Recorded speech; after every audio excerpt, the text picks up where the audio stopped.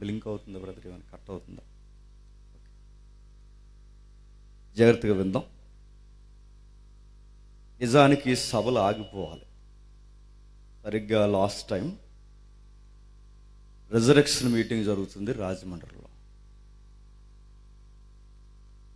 పునరుద్ధానానికి వచ్చిన మీటింగ్ ఎవరు పెట్టరు, క్రిస్మస్ మీటింగ్స్ చేస్తారు. ఇలాంటి ప్రత్యేకమైన సభలు చేస్తారు. కానీ క్రైస్తవ్యానికి లంగర్ లాంటిది పునరుద్ధానం. ఆ పునరుద్ధానానికి వచ్చిన సభ బహిరంగంగా ఈ మతమోక యేసు ప్రభువుకు వచ్చిన తప్పుడు మాటలు మాట్లాడుతున్న ఈ అడ్డగోలు సమాజంలో బైబిల్కి ఎవిడెన్స్ లేదు, హిస్టరీ లేదు, దానికి లాజికల్ సబ్జెక్ట్ జాగ్రఫీ లేదని మాట్లాడుతున్న ఈ జనరేషన్లో పునరుద్ధానం అనేది ఎంత వాస్తవమైనదో నిరూపణ చేయడానికి మా రాజమండ్రి సంఘం తరపున ఆ రిజరెక్షన్ డే ఏదైతే ఉందో ఆ ప్రత్యేకమైన ఈస్టర్ డే నాడు ఒక బహిరంగ సభ మేము ఏర్పాటు చేస్తాం. మా సంఘంలో ఎక్కువ యవనస్తులు ఉంటారు, యవనస్తులు కూడా కొంతమంది ఇక్కడికి వచ్చారు. మేమంతా కలిసి ఇది ప్రిపేర్ చేస్తున్న టైంలో మా టీంలో ఇటీవల కాలంలో మాతో పాటు కలిసి నడుస్తున్న సహోదరులు తమ్ముడు టోనీ, ఇక్కడ తిరుగుతున్నాడుగా బ్లాక్ షర్ట్ వేసుకొని, ఆ తమ్ముడు మా సంఘంలో కాస్తంత పరిచయం ఉంది. పరిచయంలో మాతో పాటు సువార్త అలవాటు పడింది, బాగా నడుస్తుంది. ఇక రేపో ఎల్లుండో సువార్త సభ మేము పెట్టబోతున్నాం అన్నప్పుడు తమ్ముడికి వార్త వచ్చింది. ఆ వార్త ఏంటంటే, ఎవరికి ఏదో బాగాలేదు, పోనీ మదర్కి బాగాలేదు, ఏదో చెప్పారు, త్వరగా రా అన్నారు. తీరు ఇక్కడికి వచ్చిన తర్వాత ఆ అబ్బాయి ఎక్స్పెక్ట్ చేయని వార్త ఏంటంటే, మీ అమ్మగారు చనిపోయారు. చనిపోయారు అనగానే చాలా బాధకు గురయ్యాడు, చాలా ఏడుస్తానని చెప్పాడు. అక్కడ నుండి మా సహోదరులు తమ్ముళ్ళు ఎవరైతే ఉన్నారో ఉఠిన ఆ నైట్ సభ అయిన వెంటనే ఈ ప్రాంతానికి వచ్చి తమ్ముడు కొంచెం ధైర్యం చెప్పారు. ఆ రిజరెక్షన్ నాడు మాకు జ్ఞాపకం ఉండిపోయింది ఏంటంటే, ఈ తమ్ముడు పరిస్థితి ఏంటి. సుమారు ఒక 1 year దగ్గరగా మన దగ్గర వాక్యం అన్నాడు. ఇప్పుడు సరిగ్గా సువార్తలు ఎదుగుతున్నాడు, మన దగ్గర వాక్యంలో బలపడుతున్నాడు అనుకునే సమయానికి వీళ్ళ అమ్మగారు లోకాన్ని విడిచి వెళ్ళిపోయారు. ఇప్పుడు నెక్స్ట్ వాళ్ళ సభలు అన్నారు. ఈ టైంలో సభలు చేయొద్దానండి, ఎందుకంటే చాలా భారం ఉంటుంది, 2 రోజులు ఆపేయమనండి, అవసరమైతే డేట్లు మనం ఇద్దాం అని చెప్పినప్పుడు ఇక్కడి నుంచి నాకు వచ్చిన ఆన్సర్ ఏంటంటే, ఏం జరిగిపోయినా సభలు మాత్రం ఆగవన్నా, మీరు ఖచ్చితంగా మాకు వాక్యం చెప్పాలి అన్నారు. నిజంగా వాళ్ళకున్న గుండె ధైర్యాన్ని బట్టి నేను దేవుని స్తుతిస్తున్నాను. ఆ కుటుంబం కొరకు ప్రార్థన చేయండి.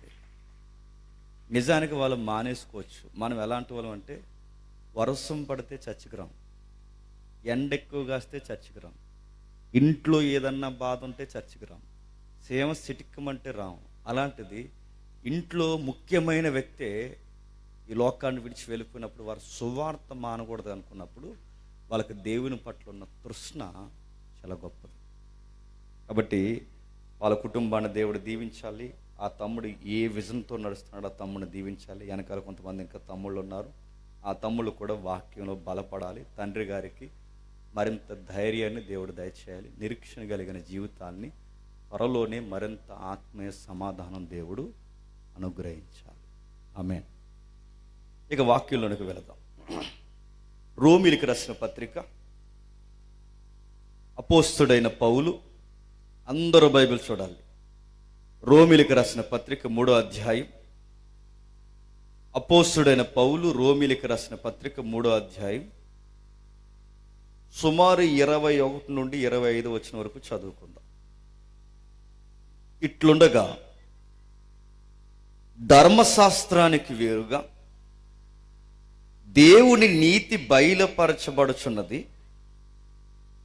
దానికి ధర్మశాస్త్రము ప్రవక్తలు సాక్ష్యమిచ్చుచున్నారు. అది యేసుక్రీస్తునందలి విశ్వాసం వలన అయినదే. నమ్మువారందరికీ కలుగు దేవుని నీతి ఉన్నది, ఏ భేదము లేదు. అందరూ పాపము చేసి దేవుడు అనుగ్రహించు మహిమను పొందలేకపోతున్నారు. కాబట్టి నమ్మువారు ఆయన కృపచేతనే క్రీస్తు యేసునందలి విమోచన ద్వారా ఉచితముగా నీతిమంతులను తీర్చబడుచున్నారు, పూర్వము చేయబడిన పాపములను దేవుడు తన ఓరిమి వలన ఆయన తన నీతిని కనుపరచవలనని క్రీస్తు యేసు రక్తమునందలి విశ్వాసము ద్వారా ఆయనను కరుణాధారముగా బయలుపరచెను. దేవుడు ఇప్పటి కాలమందు తన నీతిని కనుపరచు నిమిత్తము తాను నీతిమంతుడును, యేసునందు విశ్వాసం గలవాడు నీతిమంతునిగా తీర్చేవాడై ఉండుటకు ఆయన అలాగూ చేశాను. రాత్రి ప్రశ్నించుకున్న ప్రశ్నే మనం వేసుకుందాం. చదివింది మనకేమైనా అర్థమైందా? నిజాయితీగా ఒప్పుకోండి. మన తలకాయ మనకేం అర్థం అవ్వలేదు. ఇదే రిఫరెన్స్ చూపించి బయట వాళ్ళకి సువార్త చెప్తే బయట గుప్పును 100 ప్రశ్నలు అడుగుతారు. ఆ ప్రశ్నలలో ఈ సమాజానికి నచ్చని గిట్టని సమాధానంతో ముడిపడిన ప్రశ్న ఏంటో తెలుసా?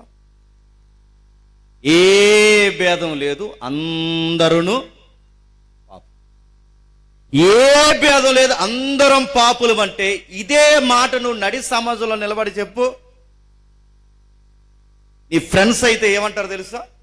నీ కొలీగ్స్ ఏమంటారు తెలుసా? నీ నైబర్స్ ఏమంటారు తెలుసా? ఈ సొసైటీలో బ్రతుకుతున్న ఎదుట వ్యక్తి నిన్నేమంటారు? రే మీతో అంతా బాగానే ఉంటుంది కానీ మన పాపులు అంటారు, అదే బాగోదంటారు. వాడికి మనకి ఎక్కడ చెడిపోతుందంటే, వాడికి మనకి పొత్తు ఎక్కడ కుదరట్లేదంటే, బైబుల్ ఏ డొంక తిరుగుడు లేకుండా ఈ మానవాల్ని ఇలా ఏలెత్తి చూపించన్న మాట ఏంటంటే, ఎవడు పుణ్యాత్ములు లేడు, అందరూ పాపాత్ములే. ఈ మాట ఒప్పుకుంటామా? మిమ్మల్ని అడుగుతున్నాను. మనం పాపులం అంటే ఒప్పుకుంటాం. ఎప్పుడు ఒప్పుకుంటాం చెప్పమా? అందరితో కలిపి అంటే ఒప్పుకుంటాం. ఇప్పుడు ఇలా ఒప్పుకుంటాం. ఎలా ఒప్పుకుంటాం? మనం అందరం పాపులు అనగానే అవును ప్రభువా అంటాం. అలా కాకుండా లే పాపి, లేచి నిలబడు అన్నాను అనుకోండి. ఆ తమ్ముడు నన్ను ఏమంటాడండి? నువ్వు పెద్ద పుణ్యాతుడు మరి అంటాడంట. ఎవరినైనా లేపి ఏదికి మీద కానీ ఎక్కడ కానీ ఎవరినన్నా లేపి ఈ పాపం మానవిక పాపాత్ముడు అంటే వాళ్ళు ఏమంటారు? పాపాన్ని ఒప్పుకుంటారా? అందుకే జనాలు బాగా వినండి, జనాలకి నచ్చని మాట మనం పాపులు అంటూ ఒప్పుకోవాలి. అక్కడ వరకు ఎందుకు ఒకడు ప్రేయర్ చేస్తాడంట. ఆ ప్రేయర్ ఏంటో తెలుసా? ప్రేయర్లో తగ్గింపు ప్రార్థనలు ఉంటాయి కొంతమందికి, అన్ని దొంగ ప్రార్థనలే. ఆ తగ్గింపు ప్రార్థనలో ఒక దొంగ ప్రార్థన ఏంటంటే ఇలా చేస్తున్నారు, ప్రభువా కూలిని ప్రభువా నేను అనగానే పక్క నుంచి ఒకడు ఎత్తుకున్నాడు, అవును ప్రభువా అన్నాడు. అబద్ధికుని ప్రభువా, దొంగన ప్రభువా, నీ ఎదుట నీచమైన ప్రభువా అంటే ఈడంటున్నాడు, అవును ప్రభువా అన్నాడు. నీ ఎదుట నేను ఏమాత్రం నిలవాడిని, పురుగు లాంటి వాడిని ప్రభు అంటే ఈడన్నాడు, అవును ప్రభు అనగానే వీడికి వెంటనే తెక్కలేసిపోయాడు. ఏటా అవునరా చూసావు నన్ను అన్నాడట. మీకేమర్థమవుతుంది అంటే, ఈడు ప్రార్థన చేస్తున్నప్పుడు అవును ప్రభు అని ఏకీవించి ఆ ప్రార్థన స్థిరపరుస్తుంటే ఈ మనిషికి నచ్చిందా? నేను అదే అంటున్నాను, గుర్తుపెట్టుకోండి. మనం పాపులం అంటే ఒప్పుకోలేము. మనిషికి ఒక ఫీలింగ్ ఉంటుంది ఏంటంటే, నేను నీతిమంతుడు, నేను మంచోడిని. ఈ మాట మనం ఒప్పుకున్నప్పుడు మనకి లోపల ఉన్న ఒక మాట చెప్తాను చూడండి. మనం పాపులం అన్నప్పుడు మన ఫీలింగ్ ఏంటంటే, పాపులమే కానీ ఆడికి అంత కాదులే అనుకుంటాం. పాపులమే కానీ మరీ అంత కానీ మరీ అంత ఇబ్బంది కలిగిన వారం కాదులే. పాపులమే కానీ మరీ అంత దేవుడు విసర్జించేంత పాపులం కాదులే అనుకుంటారు. సౌండ్ తగ్గించండి బ్రదర్. పాపులం అంటే ఒప్పుకోవడానికి మనుషులకి, సౌండ్ తగ్గించండి, ఒప్పుకోవడానికి మనుషులకి గుర్తుపెట్టుకోండి వాళ్ళ అహం అడ్డొస్తుంది, వాళ్ళ స్వనీతి అడ్డొస్తుంది. అందుకే మనుషుడు ఎప్పుడు ఎదుటోడికి పేర్లు పెడతాడు తప్ప తాను ఎంత దిగజారుడు పరిస్థితులు ఉన్నాడో మనిషికి ఎప్పటికీ అర్థం కాదు. అందుకే రిఫరెన్స్ అడుగుతుంది బయట వాళ్ళకి. ఇదే మాట చెప్పా 23వ వచనం మళ్ళీ చదవండి. ఏ భేదము లేదు, అందరూ పాపము చేసి దేవుడు అనుగ్రహించు మహిమను పొందలేకపోయి, ఏ భేదము లేదు, అందరూ పాపము చేసి దేవుడు అనుగ్రహించి మహిమను పొందలేకపోయారంటే దాని అర్థం ఏంటి? ఏ భేదం లేదంటే నువ్వు ఎవడవైనా పాపివే, నువ్వు ఎమ్మెల్యేవైనా పాపివే, ఎంపీవైనా పాపివే, స్థానిక ప్రెసిడెంట్ అయినా పాపివే, నువ్వు దైవజనుడివైనా పాపివే, నువ్వు సామాన్యుడివైనా పాపివే. ఏ భేదం లేదు. నువ్వు స్త్రీ అయినా పురుషుడైనా చిన్న అయినా పెద్ద అయినా ఏ భేదం లేదు. మన అందరము పాపులమే. మేం పలానా క్యాడర్, నువ్వు ఏ క్యాడర్ అయినా మనం పాపులం. ఇందులో చిన్న పాపులు పెద్ద పాపులు లేదు, పండిపోయిన పాపులు లేత పాపులు లేదు, అందరూ పాపులు. మన పాపాత్మను గుర్తుపెట్టుకోండి. చిన్నోడైనా పెద్దోడైనా, వయసు మళ్ళినోడైనా వయసు మళ్ళని వాడైనా ఎవడైనా ఏ భేదం లేదు, పాపులు. ఈ పాపులు అన్న మాట బయట వాళ్ళకి నచ్చదు. ఎందుకు చెప్పినా, మనోళ్ళే దీన్ని తినంగా ఒప్పుకోరిక బయట ఒప్పుకుంటాడు చెప్పండి. ఒక మాట చెప్తాను వినండి, నాకు చాలా ఇష్టమైన ఎగ్జాంపుల్ ఇది. ఒకరోజు ఆక్స్ఫర్డ్ యూనివర్సిటీలో లేదా యూఎస్ఏ ఎక్కడో మొత్తం మీద కాన్ఫరెన్స్ జరుగుతుంది. ఆ కాన్ఫరెన్స్ జరుగుతున్నప్పుడు ఇలా చాలామంది క్రౌడ్ వచ్చారు. ఆ క్రౌడ్ వచ్చినప్పుడు చాలామంది కూర్చున్నారు. ఒక సీనియర్ సిటిజన్ ఎవాంజలిస్ట్, అపోలోజెటిక్, ఆయన పేరు రవి జకరియా. ఇంటర్నేషనల్ మెసేజ్ ఫాలో అయిన వాళ్ళకి అర్థమవుతుంది. ఆయన నిలబడి వాక్యం చెప్తున్నారు.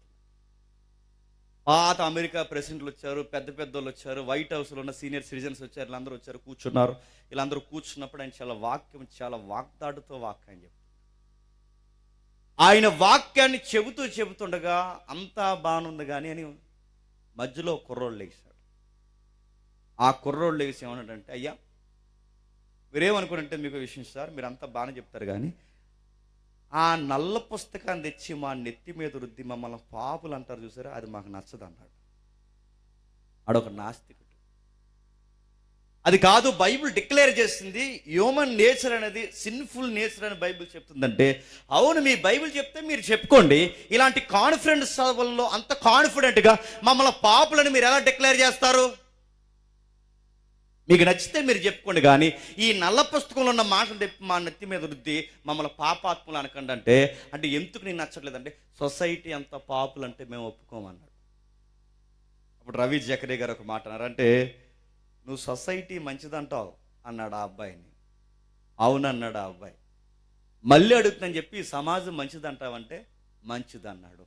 అయితే నేను ఒక ప్రశ్న అడుగుతున్నాను, నా కుమారుడు వయసు ఉంటుంది, నా కుమారుడా, నువ్వు ఈ కాన్ఫరెన్స్ సభకు వచ్చే సమయానికి ఈ సమాజం మంచిదన్నావు కాబట్టి నిన్ను ప్రశ్న అడుగుతున్నాను, ఇక్కడికి వచ్చే సమయానికి నీ డోర్కి లాక్ వేసావా, నీ ఇంటి డోర్ ఓపెన్ చేసి వచ్చావా అని అడిగాడు. అర్థమైన వాళ్ళందరూ పకపక నవ్వేశారు, అర్థం కాని వాళ్ళందరూ మీలాగా నా వైపు చూసినట్టు చూశారు. అయినా నవ్వుతున్నారు. అర్థం అడుగుతుందండి, మరి చెప్పండి. ఆ అబ్బాయిని అడిగాడు, ఈ సమాజం మంచిదంటున్నావు అంటే అవునన్నాడు. అయితే అవునంటే ఈ సమాజం మంచిదైనప్పుడు నీ ఇంటికి డోర్ లాక్ వేసుకొచ్చావు, ఓపెన్ చేసుకొచ్చావు అని అడిగాడు. సిగ్గుపడిపోయి ఆ కుర్రాడు కూర్చున్నాడు. ఆ క్వశ్చన్ ఎవరిలో అడగలేకపోయాడు. ఎందుకు చెప్తున్నా, ఈ సమాజం మంచిదైతే నీ డోర్కి ఏమేయకూడదు చెప్పు, లాక్ వేయకూడదు. నువ్వు లాక్ వేసుకొచ్చావంటే ఈ సమాజం, నువ్వు వెనకేసుకొస్తున్న సమాజం మీద నీకే నమ్మకం లేదు. నువ్వు ఈ సమాజం మంచిదైతే ఓపెన్ చేసిరా, సోఫా సెట్ ఉండదు, ఫ్రిడ్జ్లో సోడా బుడ్డ ఉండదు, చివరికి చెప్తున్నారు ఇంటి సిల్లి గవ్వ ఉండదు. ఈ సమాజం ఏది మంచిది అంటున్నావో ఈ సమాజానికి మారల్స్ లేవు, ఎథిక్స్ లేవు. ఈ ఎథిక్స్ లేని కనుకే ఈ సమాజాన్ని బైబిల్ ఏమందంటే పాపులు అని. దాన్నే బైబిల్ పాపులు అని. అందుకే చూడండి, రోడ్డు మీద 10 రూపాయలు కనబడితే తీయని వాడెవడు, అబద్ధం ఆడకుండా 10 రూపాయలు సంపాదించేవాడెవడు, ఎదుటి వాడిని చూసి అసూయ పడని వాడెవడు, అబద్ధాలు ఆడకుండా బ్రతికేవాడెవడు, చీకటి బతుకులు లేకుండా జీవించేవాడెవడు, ఏదో ఒక సెక్టార్లో ఏదో ఒక కోణంలో మనిషి చెప్పండి పాపం. ఆ పాపం స్వభావం మనలో ఉంది, ఆ పాప ప్రీతి మనలో కొనసాగుతుంది, ఈ దరిద్రత అంతా కొనసాగుతుంది. ఇది ఎలా వచ్చిందంటే నేను మళ్ళీ చెప్తున్నాను, ఈ వచనాల యొక్క తీవ్రత మనకు అర్థమైతే కానీ అది మనకి తెలియదు. ఏ భేదం లేదు చెప్పండి. అందరూ పాపము చేసి దేవుడు అనుగ్రహించు మహిమను పొందలేకపోయాడు. ఇప్పుడు ప్రశ్న అడుగుతాను, చెప్పండి. పాపం అంటే చెప్పండి, చెప్పండి. పాపం అంటే గట్టి చెప్పండి, బాగా చెప్తున్నారు. చెప్పండి, పాపం అంటే ఇంకా గట్టి చెప్పండి. మీ బొంద. ఇప్పుడు అడుగుతాను, చెప్పండి. ఇప్పుడు మళ్ళీ చెప్పండి క్లారిటీగా. పాపం అంటే సరే, మన భక్తి ఎంత ధీమాగా గుడ్డిగా బతికేస్తున్నాం చూడండి. మళ్ళీ అడుగుతున్నాను, పాపం అంటే ఆజ్ఞ అతిక్రమం అంటున్నారు. ఇప్పుడు ప్రశ్న అడుగుతాను, చెప్పండి. ఆజ్ఞ అతిక్రమించడం పాపం అయితే ఇప్పుడు నేను అడుగుతున్నాను, నాకు ఆన్సర్ చెప్పండి. ఆజ్ఞ అతిక్రమించాలన్న ఆ ఇంటెన్షన్ వాళ్ళకి ఎలా వస్తుంది? ఆ స్వభావం ఎక్కడది? ముఖ్యాంశాలు మరోసారి మళ్ళీ అడుగుతున్నాను, చెప్పండి. ఆజ్ఞ అతిక్రమమే పాపం అయితే ఆ ఆజ్ఞను అతిక్రమించాలన్న స్వభావం వాళ్ళకి ఎలా వస్తుంది? ఆ పాప ప్రీతి ఎలా వస్తుంది? ఆ పాప స్వభావం ఎలా వస్తుంది? అసలు ఏంటి పాపం అంటే? అదొక ఫోర్సా? ఏంటి పాపం అంటే? అదొక లా? ఏంటి ఆ పాపం అంటే? కనబడని ఒక పర్సనాలిటీయా? ఏంటి పాపం అంటే? అసలు బైబిల్ పాపం అంటే ఏం చెబుతుంది నీకు తెలుసా? పాపం అంటే ఏటో తెలియకపోతే ఒప్పుకోలు మనకు తెలియదు. ఒప్పుకోలు మనకు తెలియకపోతే బాప్టిజానికి అర్థం లేదు. బాప్టిజానికి అర్థం లేకపోతే మన జీవితానికి రక్షణే లేదు. రక్షణే లేకపోతే కుంపట మీదేసుకుని తిరుగుతున్నామని మాత్రం మర్చిపో. మరి మేము 25 సంవత్సరాలు మేము చర్చకు వస్తున్నాం అంటే చర్చకు వస్తున్నాం అంతే. కళ్యాణ మండపానికి కూడా వస్తారు. అలా వచ్చినట్టు వస్తే కుదరదు. లేదండి మేము 5 ఏళ్ళు సీనియారిటీ అంటే నీ సీనియారిటీ ఎవరికి కావాలి? లేదండి మేము వాక్యాలు చదువుతా, నువ్వు వాక్యాలు చదివితే ఎవరికి కావాలి? అసలు నీ స్టాండింగ్ ఏంటి? నీ ఆరిజన్ ఏంటి? నీ మూలాలు ఏంటి? నువ్వు ఏం మిస్ అయిపోయావు? మనం ఎందుకు సిన్నర్స్గా పిలవబడుతున్నావు? అసలు పాపం అంటే ఏంటి? పాపం అంటే ఏంటనగానే బయట వాళ్ళు ఏమంటున్నారు తెలుసా? పాపం అనగానే వాళ్ళు అనుకుంటారు, మేము సేవను చంపలేదు, దోమని చంపలేదు, ఏగని చంపలేదు, ఎవరిని ఏమనలేదు, మేము యథార్థంగా బతుకుతున్నాం, మేము ఏ తప్పు చేయలేనప్పుడు మేము ఎట్లా పాపాత్ములు అవుతాం అంటున్నారు బయట. మనోళ్ళు ఏమంటారంటే పాపం అనగానే ఆజ్ఞ అతిక్రమించడమే పాపం అంటారంటే వాళ్ళకే క్లారిటీ లేదు.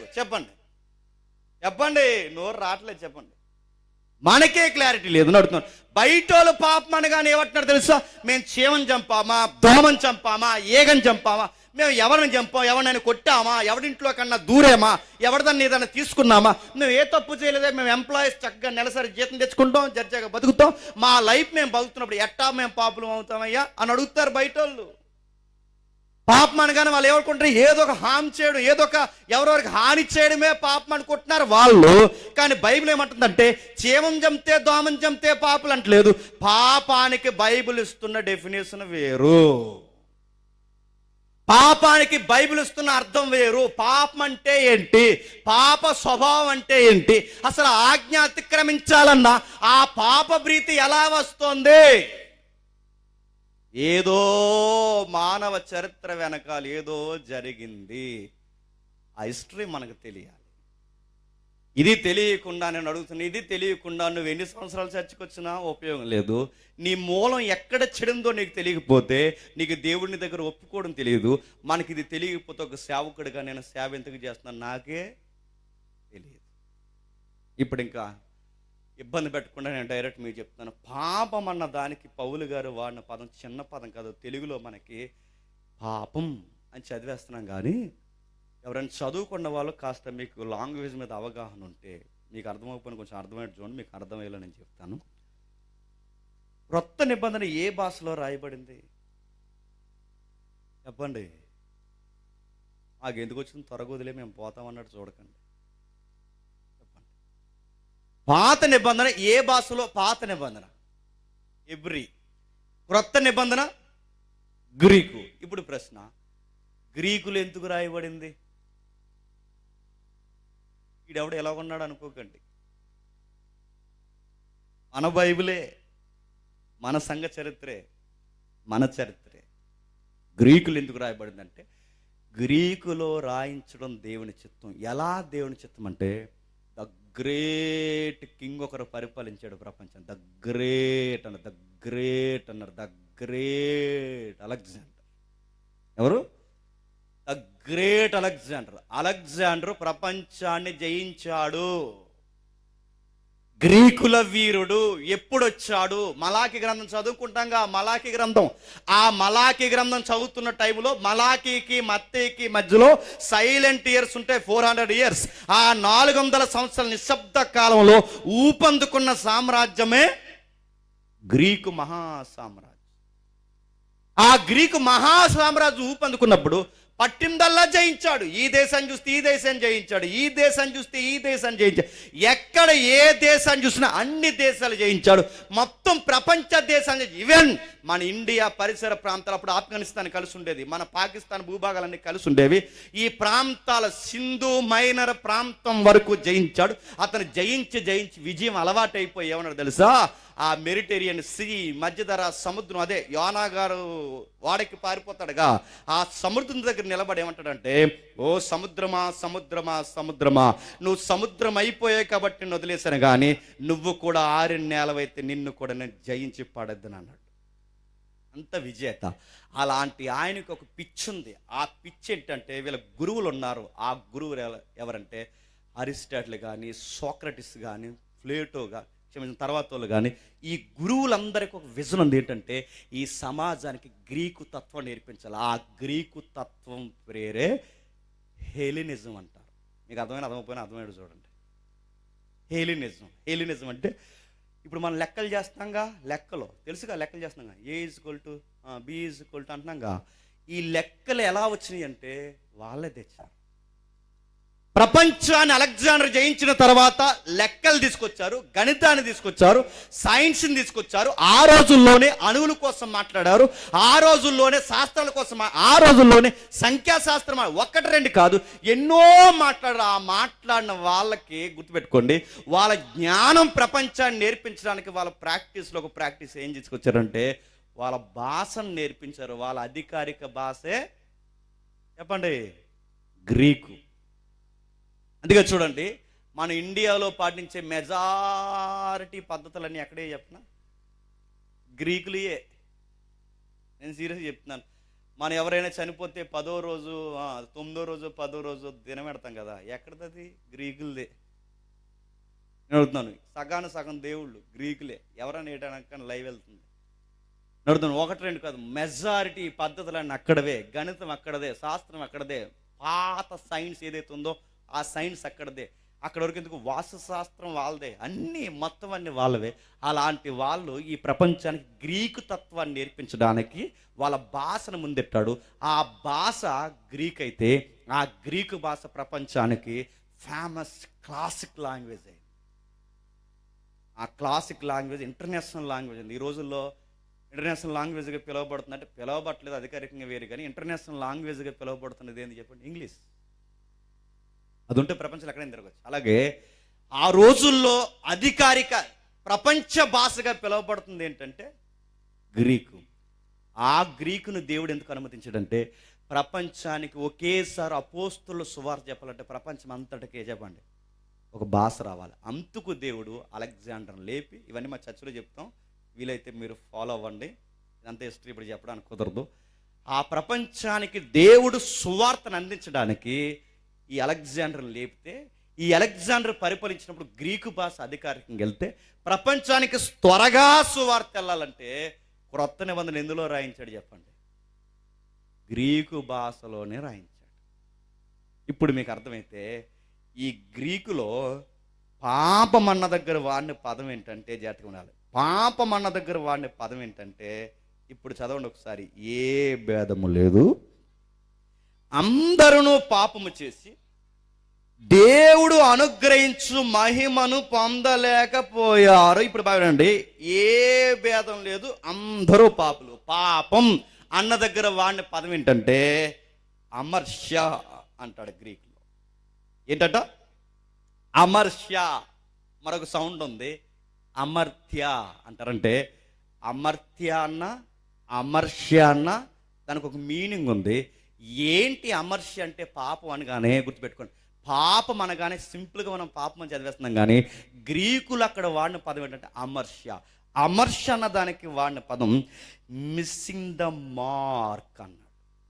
అంటే ఏంటంటే నేను చెప్తున్నాను, మిస్సింగ్ ద మార్క్ అంటే పాపం అనగానే టార్గెట్ మిస్ అయ్యాం, అది మీనింగ్. అర్థమైనట్టే ఉంది, అర్థం అవ్వలేదని నాకు అర్థమైంది. మీకు అర్థమయ్యేలా చెప్పడమే నా బాధ్యత. ఎవరన్నా లెగిసి వెళ్ళారంటే కెమెరా అటు చూపిస్తామని చెప్తున్నాను, నా మనసు వెళ్ళిపోతుంది చూపించాను. అటు ఎవరు వెళ్ళకండి, కూర్చోండి. మీకు బాధ్యతగా నేను చెప్పి వెళ్ళిపోతాను, మీరు వినండి. మన మూలాలు ఎటు మనకు అర్థమవుతాయి. మిస్సింగ్ ద మార్క్ అంటే ఏదో మార్క్ మిస్ అయిపోయాం, ఏదో టార్గెట్ మిస్ అయిపోయాం. మిస్ అయిపోయాం? పాపానికి ఏమిస్తుందంటే గురి తప్పాం, గురి తప్పిపోయాం. గురి తప్పిపోవడమే పాపం. లోకం పాపం అనగానే ఏమంటుందంటే చీమని చంపలేదు, దోమని చంపలేదు, ఎవడనే కొట్టలేదు, ఈ డెఫినేషన్ చెప్తున్నారు. కానీ బైబిల్ చెప్తున్న డెఫినేషన్ ఏంటంటే టార్గెట్ మిస్ అయ్యాం, మిస్సింగ్ ద మార్క్. ఏదో గురి తప్పామంటే ఏదో ఉంది. అది ఏది? ఏంటది? మిస్ అయిపోయాం, తప్పిపోయాం? పాపానికి దేవుడిస్తున్న ఈ టార్గెట్ మిస్ అయిపోయాం, ఏదో మిస్ అయ్యామంట. మిస్ అయ్యాం? ఎక్కడ మిస్ అయ్యామంటే మనల్ని కనిన ఇద్దరు తలకాయలు ఉన్నాయి. ఎవరు చెప్పండి? మనల్ని అందరిని కనిన తలకాయలు రెండు, ఆదాము హవ్వ. అక్కడ మిస్ అయిపోయాం. జాగ్రత్తగా వినాలి. మిస్ అయిపోయాం? టార్గెట్ మిస్ అయిపోయాం. మిస్ అయిపోయాం? ఇమేజ్ మిస్ అయిపోయాం. మిస్ అయిపోయాం? ఏదో మసకబారిన పరిస్థితుల్లోకి వచ్చాం. ఏది కోల్పోయాం? అక్కడ మిస్ అయిపోయాం. మిస్ అయ్యాం? ఇంకా మీకు బాగా అర్థం కావాలంటే ఒక్కసారి అర్థం చేసుకోవడానికి ఈ పదానికి సహాయపు పదంగా, అంటే సహాయపు పదంగా మరొక పదాన్ని చూద్దాం. ఒక్కసారి యోహాను సువార్త తీయండి. యోహాను సువార్త నేను మళ్ళీ చెప్తున్నాను. ఈ సభలో మీకు అత్యధికంగా కేంద్ర స్థాయిలో కనిపించేది ఏంటంటే వాక్యము. మన సభల్లో లేనిది ఏంటంటే గుర్తుపెట్టుకోండి, ఈ అడావుడు తక్కువ, వాక్యము ఎక్కువ. ఇప్పుడు మెజారిటీ సభల్లో ఉన్న బాధాకరమైన సంగతి ఏంటంటే ఈ ఆరాధనలకి సాక్ష్యాలకే టైం సరిపోతుంది తప్ప వాక్యాలకి చెప్పండి సమయం లేదు. ఆరాధన నేను తప్పట్లేదు, కానీ ఆరాధన చేయాలి. ఆరాధన కన్నా వాక్యం ఎక్కువ ఉండాలి. చదువుదాం ఒకసారి. యోహాను సువార్త 13వ అధ్యాయం. యోహాను సువార్త 13వ అధ్యాయం 8వ వచనం. యోహాను సువార్త 13వ అధ్యాయం 8వ వచనం. పేతురు, నీవు ఎన్నడును నా పాదములో కడగరాదని ఆయనతో అనెను. అందుకు యేసు, నేను నిన్ను కడగని ఎడల నాతో నీకు పాలు లేదండి. ఇప్పుడు చెప్పండి, పాలు లేదు. సందర్భం ఏంటంటే ప్రభు అయిన యేసుక్రీస్తు వారు శిష్యుల పాదాలకు అడుగుతున్నాడు. తెలుసుగా, ఆయన వెళ్ళిపోతున్న రోజులు దగ్గరైపోయి ఇక నేడో రేపు ఆయన సిలువేస్తారు. ఆ విషయం ప్రభు అయిన యేసుక్రీస్తు వారికి తెలుసు. ఆ సంగతి తెలిసినప్పుడు శిష్యులకు ఒక పద్ధతి నేర్పిస్తున్నాడు, ప్రేమను. ఆ ప్రేమను ఏంటంటే మనలో ఎవడు గొప్పవాడు కాదు, మనం అందరం సమానం. మీరందరూ నన్ను గురువు దైవం అని మీరు అంటున్నా, నేను కూడా మీ పాదాలు కడుగుతున్నా. అంటే మీరు కూడా సహోదరుల పాదాలు కడగాలని ఇంత నైతికతతో ముడిపడిన ఒక తగ్గింపుతో కూడిన ఒక పద్ధతి శిష్యులకు నేర్పిస్తుంటే అందులో మనలాగా కంగారు మనిషి ఉన్నాడు. ఆ కంగారు మనిషి ఎవరు చెప్పండి? పేతురు గారు. ఆయన ఏమన్నాడంటే, ఈ కంగారు మనిషి, అయ్యయ్యో మీరు మమ్మల్ని కడగడం ఏంటి, మా గురువులు మీరు మమ్మల్ని కడగడం ఏంటి, నా పాదాలు మీరు పట్టుకోవడం ఏంటంటే అప్పుడు ప్రభు ఏమన్నాడంటే, అక్కడ జాతిగా ఆ పదం మనకు అవసరం. అప్పుడు ప్రభు ఏమన్నాడంటే, నేను నీ పాదాలు కడగకపోతే నాతో నీకు పాలు పంపులు లేవనగానే అప్పుడు పేతురు ఏమన్నాడంటే, అయితే స్నానం చేయించే అన్నాడు. అక్కడ పదం చేత చూడండి, నువ్వు నాతో పాలు పంపులు అన్న దగ్గర వాడిన పదం ఏంటో తెలుసా? మెరోస్ అంట. ఇందాక ఏదో పదం మాట్లాడడం రోమపత్రికలు ఏంటి? అమర్ష్య. ఏంటది? అమర్ష్య. ఇందాక అమర్ష్య, ఇప్పుడు మెరోస్. ఇప్పుడు చూడండి, అమర్ష్య అంటే అమర్త్య అంటే టార్గెట్ మిస్ అయ్యాం. ఇక్కడ ఈ పదాన్ని మెరోస్ అంటే పాలు పంపులు కోల్పోయాం. ఇప్పుడు రెండు కలపండి. టార్గెట్ మిస్ అయిపోయాం అంటే గుర్తింపు కోల్పోయాం, గుర్తింపుని చూడలేకపోయాం, గుర్తింపు కోల్పోయాం. రెండోది పాలు పంపులు మిస్ అయిపోయాం. రెండు కలపండి. గుర్తింపు పోయింది, పాలు పంపులు పోయింది. గుర్తింపు పోయింది, పాలు పంపులు పోయింది. ఇప్పుడు మీకు ఈ రెండు అర్థమైతే, గుర్తింపు పాలు పంపులు పోయినాయి అంటే ఏం గుర్తింపు పోయింది, ఏం పాలు పంపులు పోయినాయి? అది పోయినంతకే బైబిల్ పాపం అంటుందంటే అవును, ఆ గుర్తింపు ఆ పాలు పంపులు కోల్పోయాం గనకే దాన్నే బైబిల్ పాపం అంటుంది. ఇప్పుడు ప్రశ్న, అది ఏ గుర్తింపు? రాత్రి తీసిన వచనమే తీయండి ఒకసారి. ఆది కాండము మొదటి అధ్యాయం, ఆది కాండము మొదటి అధ్యాయం 26వ వచనం.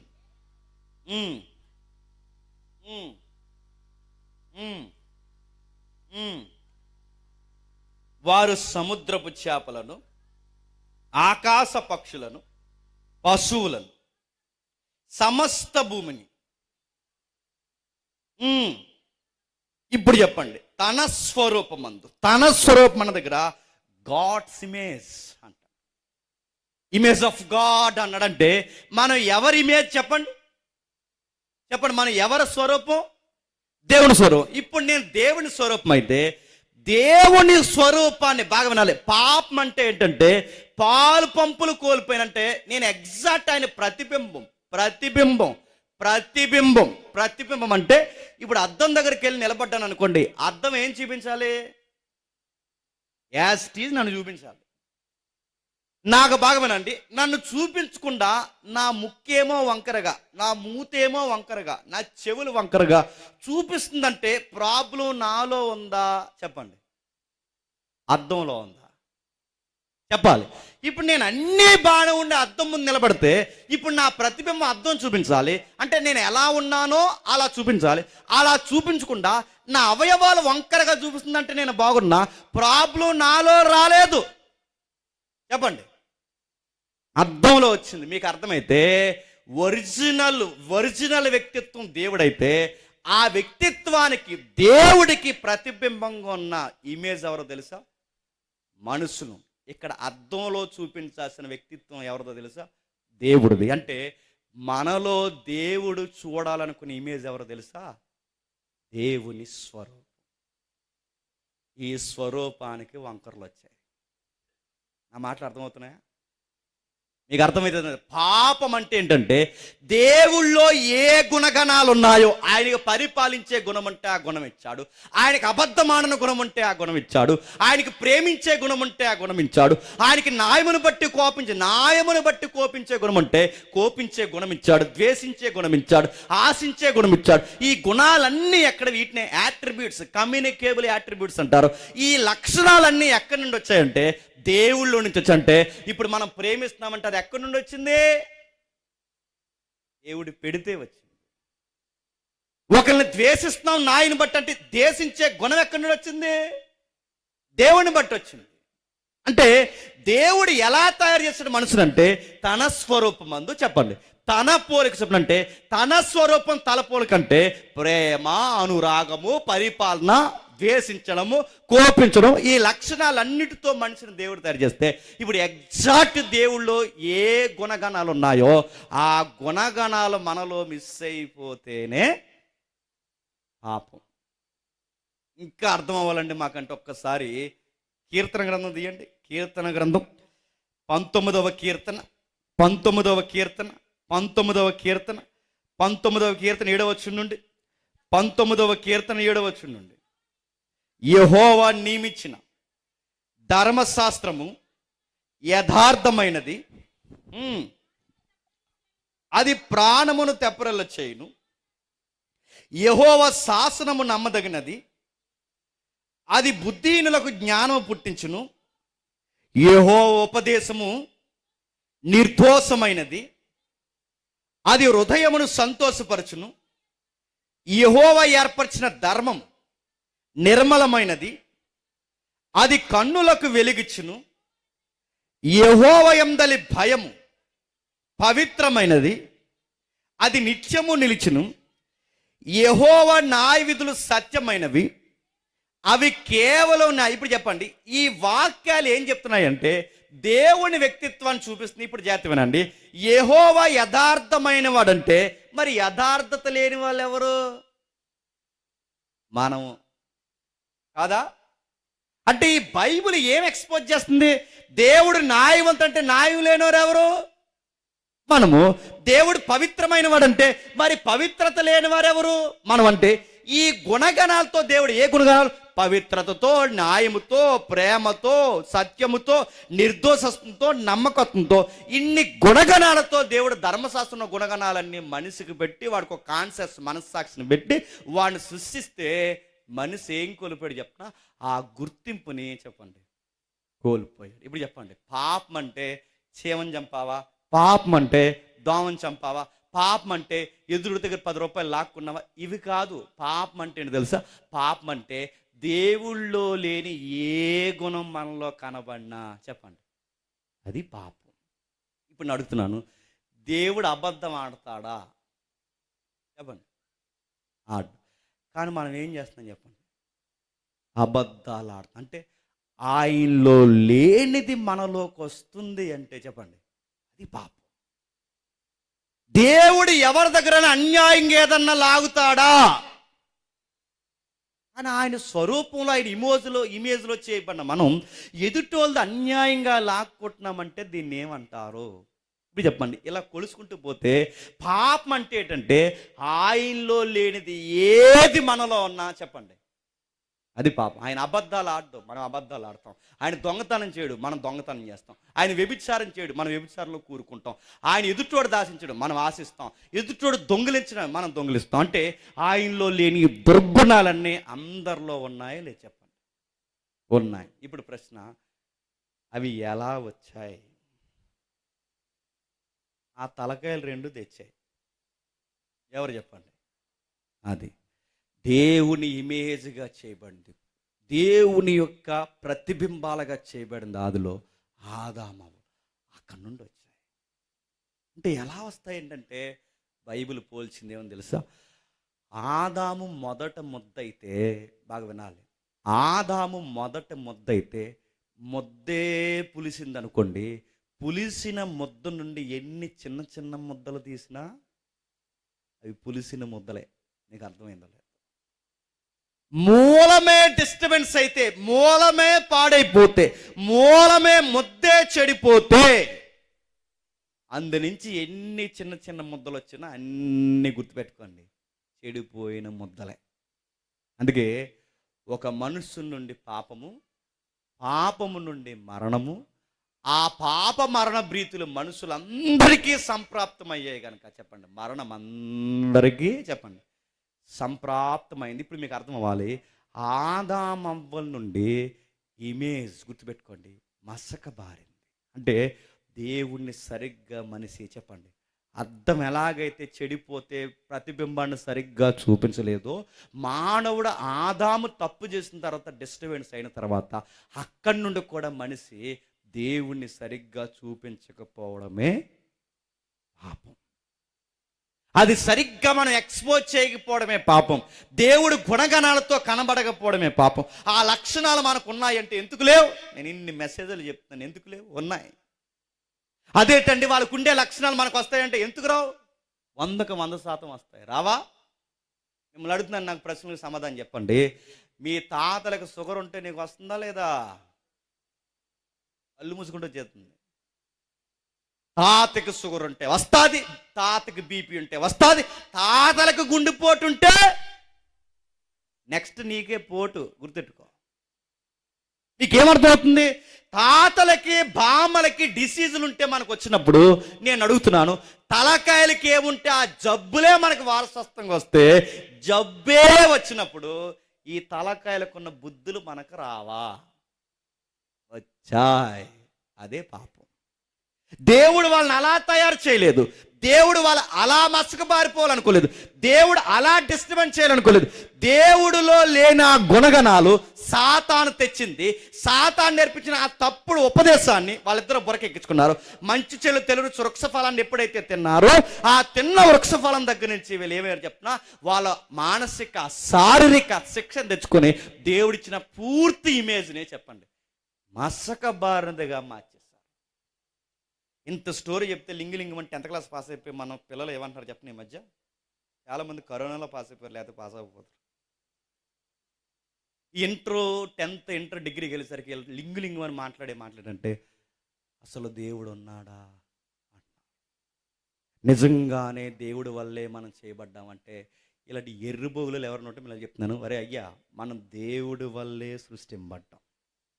కారణం ఏంటి చెప్తున్నా, నీ టెక్స్ట్ బుక్ ఒక వాగుడు వాగుతుంది. ఆ వాగుడు ఏంటంటే నీ టెక్స్ట్ బుక్ ఏమంటుందంటే మనమంట దేవుడి నుంచి రాలేదంట, మనమంట దేవుని చేతుల్లో చేయబడలేదట, మనమంట ఆదామావుల నుంచి రాలేదట. మరి దేని నుంచి వచ్చామంట చెప్పండి?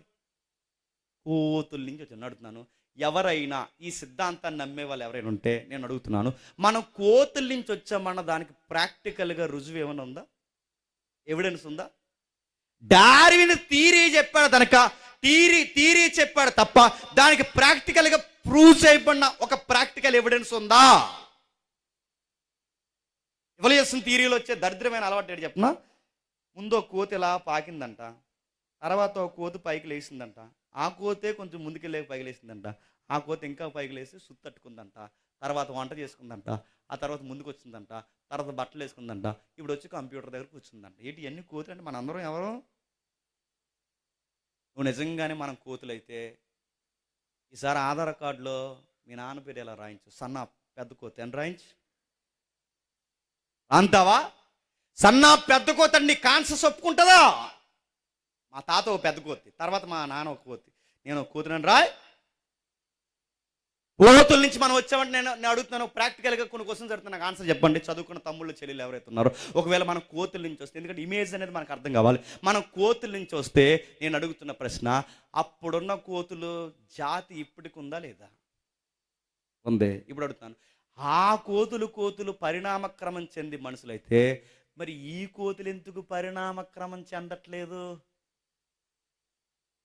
ఈ మధ్యనండి కొంచెం కోతి పరిణామక్రమం చెంది స్కూల్లో జాయిన్ అయిందని ఎప్పుడన్నా విన్నావా? స్కూల్లో జాయిన్ అయింది ఎక్కడన్నది? కోతులన్నీ కలిసి నడుతున్నారు, కోతులన్నీ కలిసి అవి కాన్షియస్లోంచి ఒక రాజ్యాంగం రాసుకున్నాయండి. ఈ మధ్యన ఉందా? ఎలా వచ్చింది ఈ కోతుల థియరీ అంటే, ఆ కోతుల మొక్కలు అక్కడెక్కడో ఆఫ్రికా వెళ్ళాడు కండి డార్విన్ గారు, అక్కడికి వెళితే ఆ కోతులకి నల్ల మొక్కలు దగ్గర ఉండేసరికి మనుషులు కోతుల నుంచి వచ్చాడని థియరీ రాస్తాడని. థియరీ కొంతమందిని అడుగుతాను, కొంతమంది కోతులు ఉంటారు, కొంతమంది గుర్రాల్లాగా కూడా ఉంటారు. గుర్రాల నుంచి వచ్చారా అడుగుతున్నాను, మొక్కలు బట్టి చెప్పేస్తాను. అందుకే భారత ప్రభుత్వం ఈ మధ్యకాలంలో ఇది సైంటిఫిక్ ఎర్రర్ అని చెప్పి టెక్స్ట్ బుక్కుల్లో నుంచి ఏం తీస్తారు చెప్పనా? డార్విన్ సిద్ధాంతం తీస్తారు. మీరు ఈ మధ్య మీరు చూసారు, సైంటిస్టులో సగానికి సగం కోతుల సిద్ధాంతం ఒప్పుకోరు. ఇవన్నీ ఎందుకు చెప్తున్నానంటే, మనకి మనస్సాక్షి ఉంది, కోతులకి చెప్పండి మనస్సాక్షి లేదు. మనకు గుణగణాలు ఉన్నాయి, వాటికి గుణగణాలు లేవు. తప్పప్పులు వాటికి తెలియదు, తప్పప్పులు మనకు తెలుసు. ఇవన్నీ ఎలా వచ్చాయంటే, మొట్టమొదటి మానవుడిని దేవుడు తయారు చేసి ఆ మానవుడికి గుణగణాలు పెట్టి ఆ మానవుడిని దేవుడు తయారు చేసి సృష్టిలో వదిలితే వాళ్ళ ఆజ్ఞ అతిక్రమించారు. సాతాన మాట విని, ఆ సాతాన మాట విని ఎప్పుడైతే ఆజ్ఞ అతిక్రమించారో ఆ తప్పప్పుల స్వభావం, ఆ కప్పుకునే స్వభావం, ఆ తప్పు చేసిన తర్వాత మనం పుట్టాం కనుక అవే కప్పుకునే స్వభావం మనకనే చెప్పండి వచ్చేసింది. జబ్బులే వచ్చినప్పుడు స్వభావాలు వస్తాయి, వచ్చేసి. అందుకే మీరు చూడండి, నేను చాలా దిక్కుని చెప్పింది మీకు చెప్తున్నాను వినండి. మీ పిల్లలు ఎవరైనా బాగా చదివించిన తర్వాత ఆడు ఫెయిల్ అయిపోయాడు అనుకోండి, నీకు మళ్ళీ సంవత్సరానికి ₹1,00,000 నీకు బస్సు ఫీజు, యూనిఫామ్, మళ్ళీ మధ్యలో స్నాక్స్, ఇంత పెట్టుబడి ఇట్టకి ఎలా ఫెయిల్ అయిపోయాడు, ఏంటి ఈ ప్రోగ్రెస్ రిపోర్ట్ ఏంటి అని అడిగితే ఈడు అన్నాడట, ఈసారి నేను బాగా చదువుతాను డాడీ అనుకోండి. ఏమని చెప్పనా, నేనే కాదు ఆడు ఫెయిల్ అయిపోయాడు అన్నాడు. ఇవన్నీ చూస్తుంటే మీకు ఏం గుర్తొస్తుంది చెప్పండి? నువ్వెందుకు ఫెయిల్ అయిపోయావని అడిగితే నేను ఎందుకు ఫెయిల్ అయిపోయానని చెప్పకుండా ఈడు ఎవరేపు చూపిస్తున్నాడు చెప్పండి? ఇది ఎక్కడైనా చెప్పనా? అచ్చు ఏదేం తోటలు ఇదే సమాధానం వచ్చింది. మీరు చూడండి, ఆదాం ఎందుకు ఫెయిల్ అయిపోయావంటే ఆదాం ఏమంటే చెప్పనా, నేనే కాదు చెప్పండి ఆవిడ ఫెయిల్ అయిపోయింది అన్నాడు. ఆవిడని అడిగితే ఏమని చెప్పండి, ఆవిడంతే అది ఫెయిల్ అయిపోయిందని. అంటే మీకు ఏమర్థమవుతుంది? ఈ గెంటేసుకునే స్వభావం పిల్లల్లోనే చెప్పండి ఉంది. ఈ లక్షణాలు ఆ వయసుకి వాళ్ళకి ఎలా వచ్చాయి నేను మళ్ళీ చెప్తాను. అదే పతనమైపోయిన స్వభావం, దాన్నే పాప స్వభావం. దాన్ని ఈ పాప స్వభావం మనలోకి వచ్చింది. ఈ వచ్చిన స్వభావం ఏదైతే ఉందో ఇది మనలో ఉంది. దాన్నే పౌలు గారు ఏమంటారంటే మిస్ అయిపోయాం. ఏం మిస్ అయిపోయాం?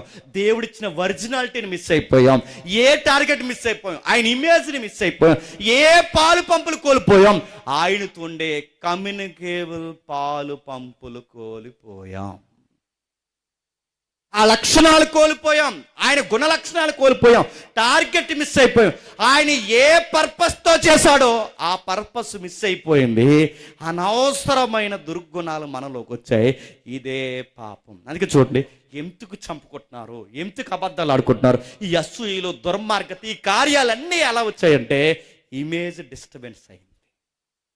ఇప్పుడు చెప్పండి, ఇది వస్తే ఏమైందంటే అది పాపం అయితే. ఇప్పుడు ఆ 23వ వచనం చదవండి. 3వ అధ్యాయం త్వరగా. 3వ అధ్యాయం 23వ వచనం. అదే రోమిలికి రాసిన పత్రిక 3వ అధ్యాయం 23వ వచనం. అందరూ పాపము చేసి దేవుడు అనుగ్రహించు మహిమను పొందలేకపోవచ్చున్నారు. బాగా వినండి, ఏ భేదము లేదు. అందరూ పాపం అంటే మిస్ అయ్యాం. పాపం అంటే పాలు పంపులు కోల్పోయాం. పాపం అంటే దేవుని గుణాలకు దూరం అయిపోయాం. పాపం అంటే ఒరిజినాలిటీ మిస్ అయిపోయాం. ఇది మీకు అర్థమైతే ఏ భేదం లేదు. అందరూ ఒరిజినాలిటీ మిస్ అయిపోయాం. మీకు అర్థమైతే మిస్ అయిపోయిన మనకి ఏం పొందలేకపోతున్నామంట చెప్పండి, ముగిద్దాం. దేవుని మహిమను పొందలేకపోతుంది. ఇక్కడ జాగ్రత్తగా వినండి. దేవుని మహిమ అంటే వీడితో గొడవ కాదనుకున్నట్టు చూడకండి నా వైపు. చెప్పండి, మిమ్మల్ని అడుగుతున్నాను. పాపం అంటే ఏంటో చూసాం. ఇప్పుడు అడుగుతున్నాను, మహిమ అంటే ఏంటి? పాపం అనగానే గుర్తింపు కోల్పోయామని చూసాం. మరి మహిమ అంటే ఏదో దేవుడు మహిమ ఇవ్వాలనుకున్నాడట, ఆ మహిమను కోల్పోయామంట. మహిమ అంటే ఏంటి అడుగుదాం. మహిమ అంటే ఏంటని మనం ఎవరినైనా అడిగితే రకరకాలు చెప్తారు. నేను ఎలాగ అడిగాను, మహిమ అంటే ఏంటంటే మన మీద ఒక వెలుగు ఉండేదట, ఆ వెలుగు పోయిందంట. అంటే ఎలా అంటే, చిన్నప్పుడు బ్లాక్ అండ్ వైట్ దేవుడు సినిమాలు చూసేవాళ్ళం. చిన్నప్పుడు దేవుడి సినిమాలు గుర్తుందా? దేవుడి సినిమాలు చూసినప్పుడు దేవుడు వచ్చిన వెంటనే దేవుడు వెనకాల ఒక లైట్ తిరుగుతుంది, ఇలా గిర్రమని లైట్ గుర్తుందా? ఇలా లైట్ అంటే దేవుడు వచ్చిన కానీ డింగ్ అని ఒక వెనకాల లైట్ వేస్తాడు అనమాట సినిమాలో. అది మహిమ అనుకుంటున్నాం. మహిమ అంటే లైట్ వేయడం కాదు. మహిమ అంటే అడుగుతున్నాను, వెలుగు కాదు. మహిమ అంటే ఏంటి? మహిమ అంటే అన్నారు గ్లోరీ అని, మాది అల్లు మరి. మహిమ అంటే గ్లోరీని అడుగుతున్నా. ఏంటి మహిమ అంటే ఏంటి? బైబిల్ని అడుగుదాం ఒకసారి. ఒక్కసారి రండి, మహిమ అంటే ఏంటో చూద్దాం ఒకసారి. కొరింథీయులకు రాసిన మొదటి పత్రిక 15వ అధ్యాయం. కొరింథీయులకు రాసిన మొదటి పత్రిక 15వ అధ్యాయం. చాలా జాగ్రత్తగా వినాలి. మనకి బైబిల్ పట్ల అవగాహన ఉంటే మనం దేవునితో ఏ విధంగా పెనుగులాడాలో మనకు అర్థమవుతుంది. ఈ వాక్యం మీకు అర్థమైతే కోల్పోయిన మహిమను మళ్ళీ మనం పొందుకుంటాం. చూద్దాం. కొరింథీయులకు రాసిన మొదటి పత్రిక 15వ అధ్యాయం 45వ వచనం. ఇందు విషయమై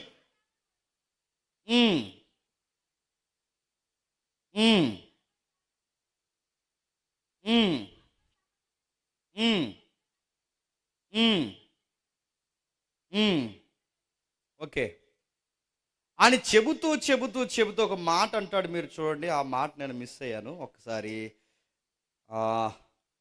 సూర్యుని మహిమ వేరు, చంద్రుని మహిమ వేరు అని ఉంటుంది. చూడండి, వచనం చెప్పండి. 41వ వచనం చదవమ్మా. సూర్యుని మహిమ వేరు, చంద్రుని మహిమ వేరు. ఇప్పుడు చెప్పండి. అయితే ఒక మాట చెప్తున్నాడు, సూర్యుని మహిమ వేరు, చంద్రుని మహిమ వేరు, నక్షత్రాల మహిమ వేరు.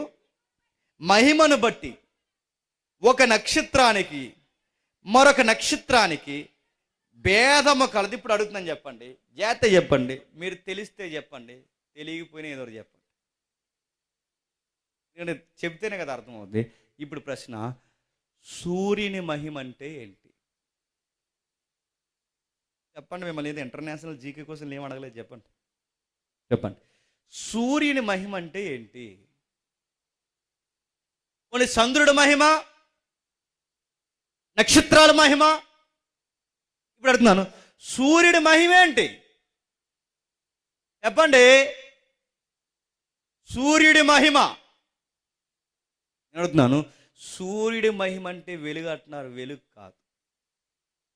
చంద్రుడి మహిమ అంటే చంద్రుడి వెలుగు కాదు, నక్షత్రాల మహిమ అంటే నక్షత్రాల వెలుగు కాదు, సూర్యుడి మహిమ అంటే చెప్తున్నా, సూర్యుడు సూర్యుడిలా ఉండడమే మహిమ, చంద్రుడు చంద్రుడిలా ఉండడమే మహిమ, నక్షత్రాలు నక్షత్రంలా ఉండడమే మహిమ.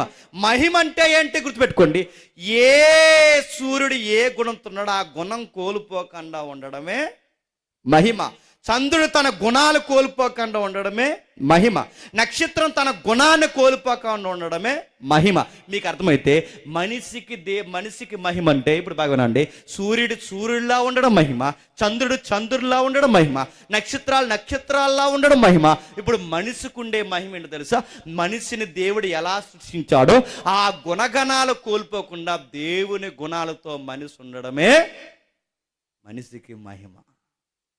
ఆ మహిమ కోల్పోయాం. ఏంటా మహిమ? ఇంకా అర్థం చేసుకునే ప్రయత్నం చేద్దాం. ఒక్కసారి లూకా సువార్త తీయండి. లూకా సువార్త 7వ అధ్యాయం. జాగ్రత్త చూడండి. లూకా సువార్త 7వ అధ్యాయం. లూకా సువార్త 7వ అధ్యాయం 25వ వచనం.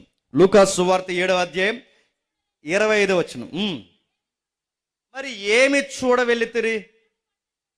సన్నపు బట్టలు ధరించుకున్న వాడినా?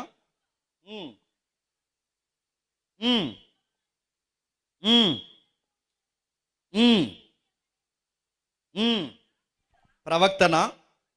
ఇప్పుడు చెప్పండి, సందర్భం చెప్తాను జాతకమేనండి. యేసుప్రభు వారు సమాజంతో మాట్లాడుతున్నాడు. సమాజంతో మాట్లాడుతున్నప్పుడు వాళ్ళని కొన్ని క్వశ్చన్స్ అడిగాడు. ఆ ప్రశ్నలో ఒక ప్రశ్న ఏంటంటే, మీరు అరణ్యానికి దేన్ని చూడడానికి వెళ్ళాడని సమాజాన్ని అడుగుతున్నాడు ప్రజల్ని. అరణ్యానికి వెళ్ళేవారు కదా ప్రజలు. అరణ్యానికి మీరు చూడడానికి వెళ్ళారు. ఏం చూడడానికి వెళ్ళారు? మీరు గడ్డిని చూడడానికి వెళ్ళారా? అరణ్యంలో మీరు ఏం చూడడానికి వెళ్ళారు? రెల్లు అంటే గడ్డి చూడడానికి వెళ్ళారా? లేదా అరణ్యానికి దేనికి వెళ్ళారు? రాజు ఉంటాడని వెళ్ళాడా? రాజు ఎక్కడ ఉంటాడు? అరణ్యంలో ఉంటాడా, ప్యాలెస్లో ఉంటాడా? ప్రభు అడుగుతున్నాడు ఆ రోజు. రాజు ఎక్కడ ఉంటాడు? రాజు భవంతులు ఉంటాడు. అడుగులో ఎవరుంటారు? గడ్డి ఉంటుందా? అడుగులో ఎవరు ఉంటారని మీరు వెళ్ళారు? ప్రవక్త ఉంటాడని వెళ్ళారు. ప్రవక్త ఎవరు? బాప్టిజం ఇచ్చు యోహాన్. అంటే మీరు అరణ్యానికి ఎందుకు వెళ్ళారు? నది ఆవర్తనకి ఎందుకు వెళ్ళారు? ప్రవక్తను చూద్దామని వెళ్ళారు. ఆ రోజుల్లో ఆ ప్రవక్త ఎవరు? బాప్టిజం ఇచ్చి యోహాను.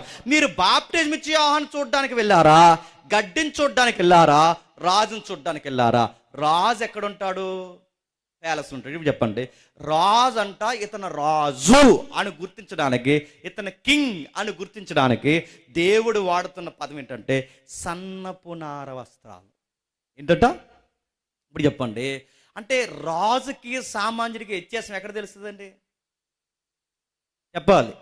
రాజుకి సామాన్యుడు, ఇప్పుడు రాజు మనిషే, చెప్పండి, సామాన్యుడు మనిషే, వాడు మనిషే ఈడు మనిషి అయినప్పుడు ఈ ఇద్దరు, ఇతను రాజు ఇతను మనిషి అని ఇద్దరికి వ్యత్యాసం ఎలా తెలుస్తుంది? చెప్పాలి. వేసుకునే బట్టలను బట్టి. మీకేమర్థమవుతుంది? బట్టలు మనిషికి గౌరవాన్ని ఇస్తాయంటే ఇస్తాయి. అందుకే గుర్తుపెట్టుకోండి, బట్టలు మనిషికి గౌరవాన్ని ఇస్తాయి కనుకే కొనుక్కుని బీరువాల్లో పెట్టుకోకండి. చెప్పండి. వేసుకుని కొంతమంది కొక్కరితో పెంచుంటారు, వేసుకోరు బట్టలు, మరి ఎందుకు కొనుక్కుంటారు? వాటిని అలా చూసుకుని ముడిపోతారు. సగం మంది కొంతమంది బట్టలు కొనుక్కోకుండానే చచ్చిపోతారు, బట్టలు వేసుకోకుండానే చచ్చిపోతారు. మరి కొనుక్కున్నా ఎందుకు అడుగుతున్నాను? కొనుక్కున్న వేసుకోండి, ఇంటి దగ్గరనే వేసుకోండి, ఎక్కడన్నా వేసుకోండి. బట్ట వేసే బట్టను బట్టి మనిషికి గౌరవం ఉంటుంది. చాలా మందికి తెర ఉండదండి ఆ బట్టలు వేసుకోవడం. మీరు చూసారా? తెర ఉండదు వాళ్ళకి.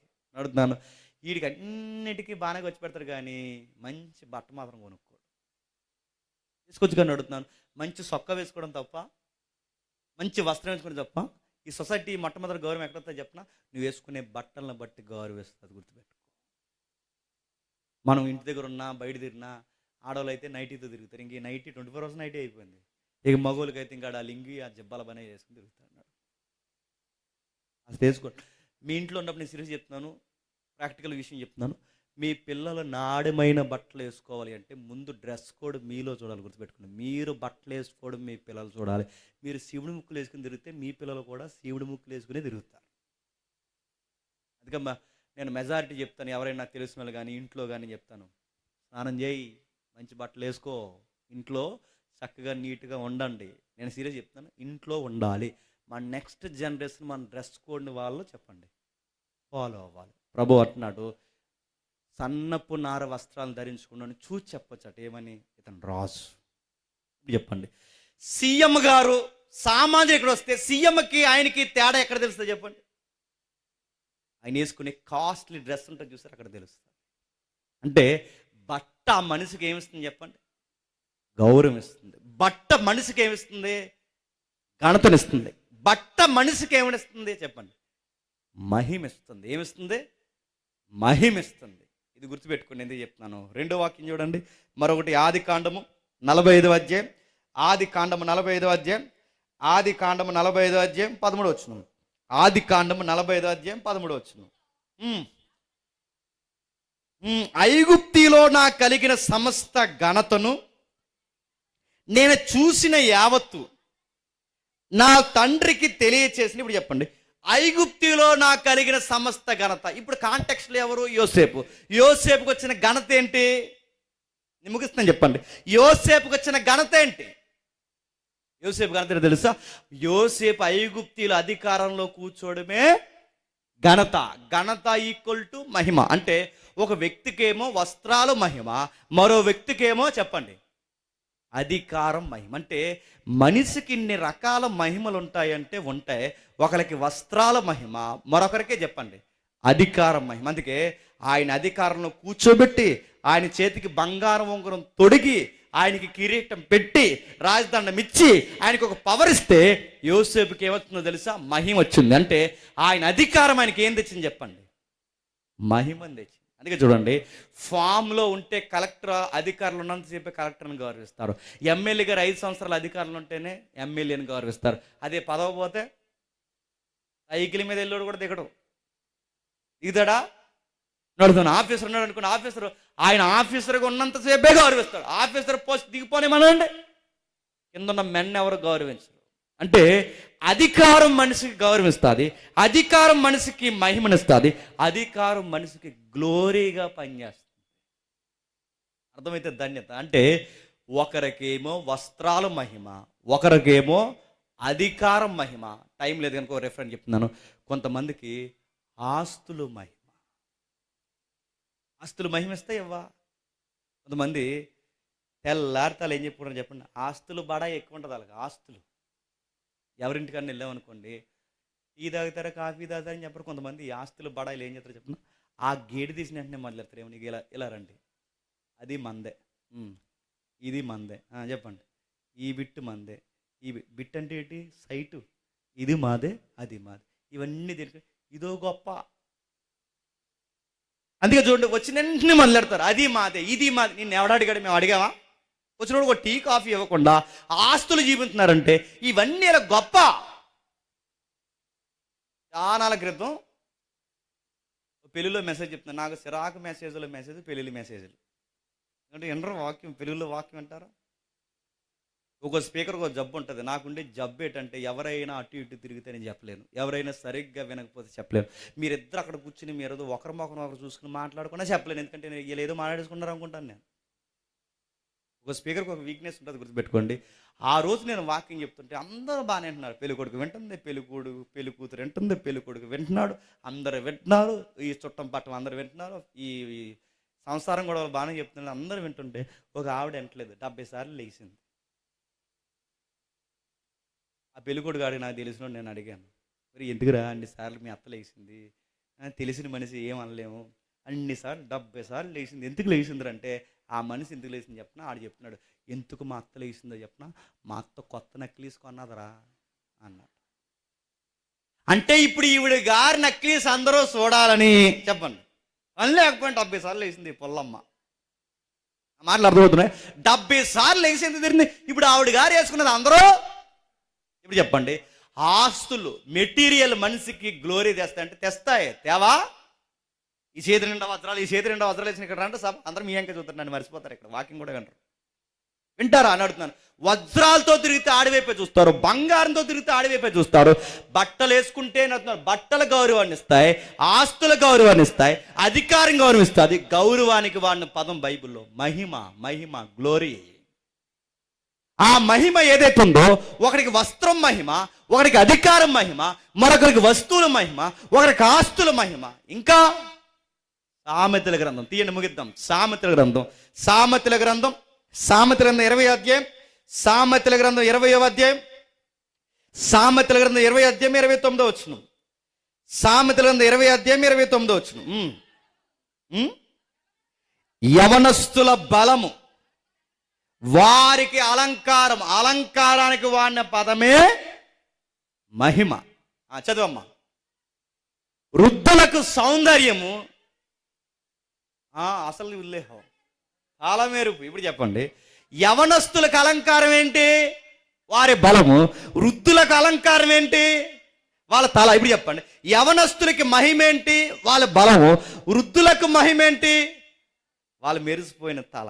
ఇప్పుడు బాగానండి, యవనస్తుడికి ఎప్పుడు మహిమ వస్తుంది చెప్పను? నువ్వు యవనస్తుల్లా ఉంటేనే మహిమ. సూర్యుడు సూర్యుల్లో ఉండాలి, చంద్రుడు చంద్రుల్లో ఉండాలి, నక్షత్రాలు ఉండాలి. యంగ్ గర్ల్, యంగ్ బాయ్ యంగ్గానే కనిపించాలి. కానీ ఉన్నారా?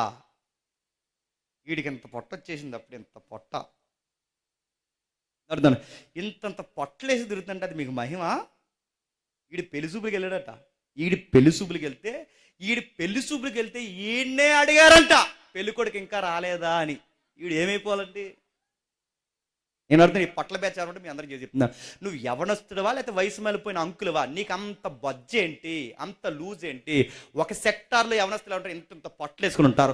మరికొంత యవనస్తులు ఉంటారు, వాళ్ళు ఇలా వంగిపోయి ఉంటారు. నేను గాలిపు గోళ్ళ తిరుగుతుంటారు, ఇలా వంగిపోయి. పోతే బక్కల్లాగా అయిపోతున్నారు, లేదా డ్రమ్ముల్లాగా అయిపోతున్నారు. నడుతున్నాను, ఆ ఫిట్నెస్ అది. నడుతున్నాను, యవనస్తుడికి ఉండే బలం వాడికి మహిమ. ఫిట్గా ఉండాలి యవనస్తుడు అంటే. తిండికి తగ్గ పని, పనికి తగ్గ తిండి, చక్కటి ఫిట్నెస్ మెయింటైన్. ఏది? వయసు అవ్వకుండా అనే బట్టబరలో, వయసు అవ్వకుండా అనే ఆ బొజ్జలో, వయసు అవ్వకుండా అనే ఈ దవల్లో, ఈ అంకుల క్యాండిడేట్లు నడుతున్నాయి. ఇవన్నీ దేనికి? ఇది నీ గౌరవమా? నీ ముఖం ముందు ఎవడో చెప్పడేమో, కానీ వెనకాల ఎంత కామెంటరీ జరుగుతుందో తెలుసా? మళ్ళీ అడుగుతాను, వీలైతే నడుతాను, ఈ మాట నీకు కసిగా ఉంటే తగ్గించు. రేపు నుంచి రైస్ దొరకదు అన్నట్టు తినకో, తగ్గించు. నిజం మహిమ. యవనస్తుడికి బలం అలంకారం. వాడి బలం గుర్తుపెట్టుకోండి, ఆడి అరికాల మొదలుకొని నడినెత్త వరకు వాడి ఫిట్నెస్ వాడికి మహిమ. సామెత చెప్తుంది, ఒకరికి వస్త్రాల మహిమ, ఒకరికి అధికారం మహిమ, ఒకరికి వస్తువుల మహిమ, ఒకరికి ఆస్తుల మహిమ. యవనస్తుడికి చెప్పండి బలము మహిమ. సీనియర్స్కి ఏంటి మహిమ? అక్కడ రాశాడు చూడండి, వాళ్ళ మెరిసిపోయిన తల, తెల్లెంటికలు వాళ్ళకి మహిమ. ఈ గుడ్డి బ్యాచ్ ఏం చేస్తారంటే వాటికి కాటికి రాసేస్తారు. కాటికి మరి అయ్యా, నువ్వు కాటికి రాసేసినా తెలిసిపోతుంది కాటికని మాకు. అందుకే అడ్వర్టైజ్మెంట్ ఏంటి చెప్పిన, తెల్ల వెంట్రుకలు పీకేయకండి, అలా గోద్రేజ్ ఆయిల్ కట్ చేయండి. ఇలా నువ్వు గోద్రేజ్ ఆయిల్ రాసినా మాకు తెలిసిపోద్ది. అసలు యవనస్తు గుర్తుపెట్టి, యవనస్తులకి బలం ఎంత అలంకారమో వృద్ధులకి అందం ఏంటో చెప్పిన, ఆ తల్లెంటుకలే. సిరి చెప్తాను, తెల్లెంటుకలు బాగుంటాయి, అలా ఉంచండి. ఒక వయసు మళ్ళీపోయిన ఒక తెల్లెంటుకలు వేసుకుని ఇక్కడ నిలబడి మాట్లాడితే ఎంత సీనియారిటీ ఉంటుందండి. ఆయన మాటకి వెయిట్ ఉంటుంది. నువ్వేం చెప్తావు? నువ్వు ఇంకా యంగ్ అయిపోదాం అనుకుంటావు. నువ్వు గడ్డానికి వేసేస్తావు, మేసాలకు వేసేస్తావు. ఈ ఇవి మాకు తెలిసిపోతుంది, నువ్వు వేసేవని మాకు. మళ్ళీ చెప్తున్నాను, నీ సీనియారిటీ అలా ఉంచు. మెరిసిపోయిన తల కిరీటం అలా ఉంచు. ఈ మెరిసిన వెంట్రుకలు తెల్లెంటుకలు అవి సీనియారిటీ అలా ఉంచు. వాటిని జాగ్రత్తగా ఉంచు, వాటిని మెయింటైన్ చేయి. నీ అనుభవం కొట్టొచ్చినట్టు నీ బాడీ స్ట్రక్చర్లో కనబడాలి. గుర్తుపెట్టుకో, ఇది కనబడుతూ ఉండాలి. ఇప్పుడు చెప్పండి, అనుభవము ఒక మహిమ, బలము ఒక మహిమ, వస్త్రము ఒక మహిమ, అధికారము ఒక మహిమ, ఆస్తులు ఒక మహిమ, వస్తువులు ఒక మహిమ. అంటే ఒక్కొక్కరిలో ఒక్కొక్క మహిమ మానవాళ్ళలో కనబడుతుందా లేదా? ఇప్పుడు మీకు అర్థమైతే ఏ భేదము లేదు. అందరూ పాపం చేసి ఏం పొందలేకపోయారట? దేవుని మహిమ. ఇప్పుడు చెప్పండి, ఇన్ని మహిమలలో ఏ మహిమ పొందలేకపోయారు? ఏం పొందలేకపోయారంటే ఈ మహిమలన్నీ కోల్పోయారు. అర్థమైతే దాన్ని ఏదంటే, నిజానికి ఒకరిలేమో బలం కనబడుతుంది, ఒకరిలేమో సీనియారిటీ కనబడుతుంది, ఒకరిలేమో ఆస్తులు కనబడుతుంది, ఒకరి దగ్గర వస్తువులు కనబడుతుంది, ఒకరి దగ్గర ఏమో అధికారం కనబడుతుంది. ఇవన్నీ ఒక్కొక్కరిలో చెదిరిపోయినట్టు కనబడుతున్నాయి తప్ప ఇవన్నీ ఒక్కడికుంటే బలం ఉన్నవాడికే అనుభవం ఉండి, అనుభవం ఉన్నవాడికే బలం ఉండి, ఈ రెండు ఉన్నవాడికే ఆస్తి ఉండి, ఆస్తి ఉన్నవాడికే అధికారం ఉండి, అధికారం ఉన్నవాడికే మంచి మనసు ఉంటే, ఆ మనిషిలో ఇవన్నీ ఉంటే ఆ మనిషి ఎలా ఉంటాడు చెప్పండి? దేవుడు కోరుకున్న మహిమతో ఉంటాడు. అది పోయింది. నేను ముగిస్తున్నాను. అంటే ఇవన్నీ ఒకరికే ఉండేవంటే ఉండేవి కాదు, ఉండేవి. ఇవన్నీ ఒక్కరికి ఉండే, ఇవన్నీ ఒకరికి ఉండే. ఎవరికి ఉండేది? ఆదాముకి ఏముండేది తెలుసా? ఒక మహిమా వస్త్రం ఉండేది, పోయింది. ఆదాముకి ఏముండేది తెలుసా? ఈ యూనివర్స్ అంతటి మీద రాత్రి మాట్లాడుకోవడంగా ఈ యూనివర్స్ అంతటి మీద ఆదాముకి అధికారం ఉండేది, అధికారం పోయింది. ఆదాముకి ఏముండేది తెలుసా? ఎప్పటికీ వాడబారని బలం ఉండేది. ఆ బలం ఏమైంది చెప్పండి? పోయింది, సావు వచ్చింది.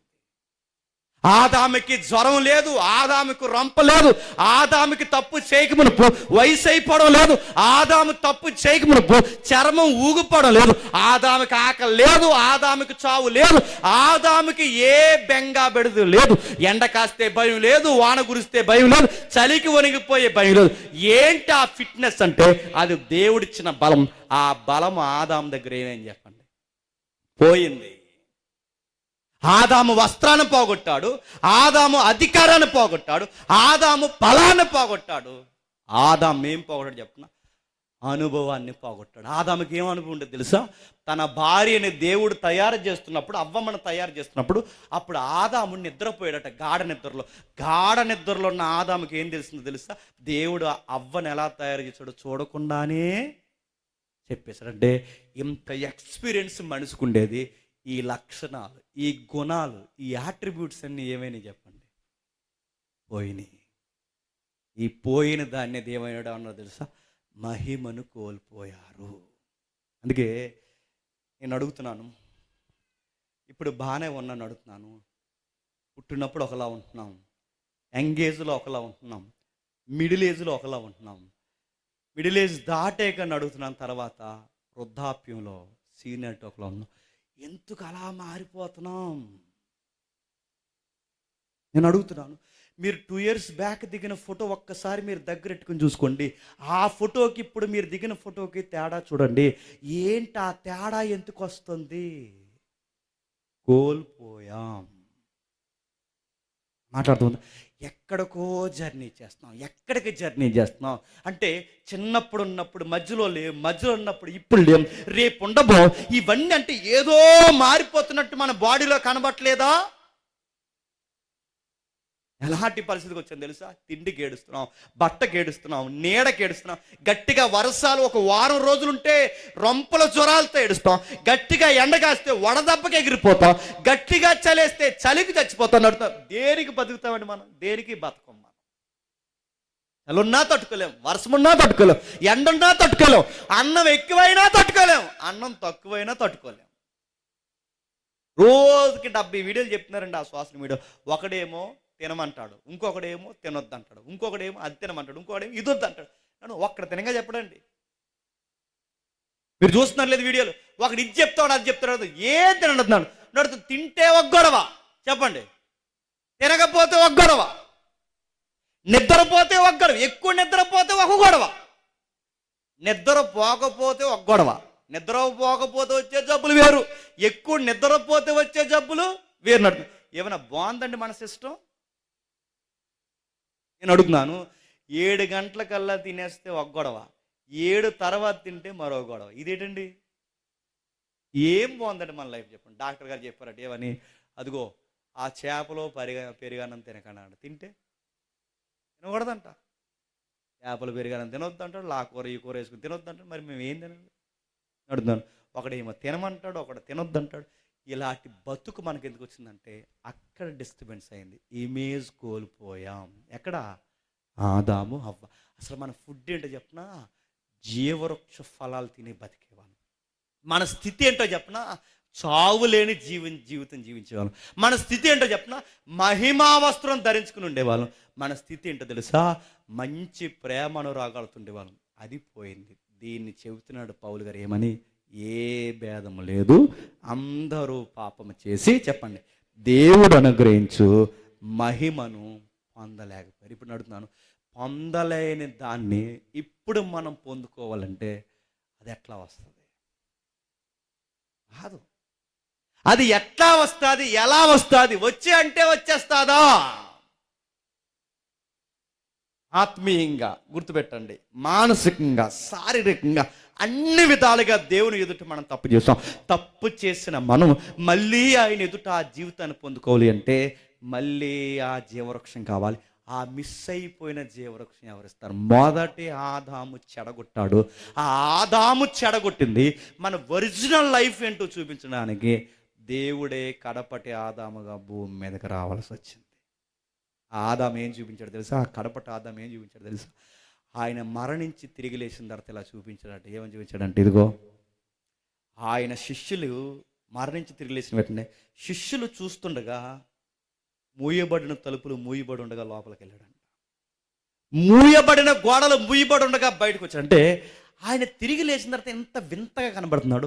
కనబడిన వెంటనే పరలోకానికి వెళ్తున్నాడు, అక్కడ కనబడిన వెంటనే మళ్ళీ భూలోకానికి వస్తున్నాడు, అదృశ్యంగా కనబడుతున్నాడు, దృశ్యంలోకి వెళుతున్నాడు, వస్తున్నాడు, పోతున్నాడు.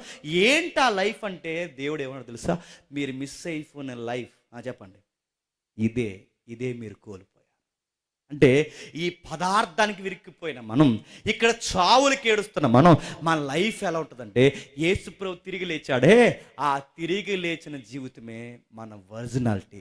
ఆ ఒరిజినాలిటీ మనకు రావాలి అంటే బైబిల్ ఏమని చెప్పనా, మళ్ళీ ఆ ఆదాము దగ్గర పోయిన ఆ ఒరిజినాలిటీ మళ్ళీ ఈ ఆదాము తెచ్చాడు కనుక ఈ ఆదాముని అందు ఎవరు విశ్వసిస్తారో చెప్పండి, మళ్ళీ వాళ్ళకి కోల్పోయిన జీవితం చెప్పండి అనుగ్రహిస్తాడు. అందుకు యేసు ప్రభువుని నమ్మాలి.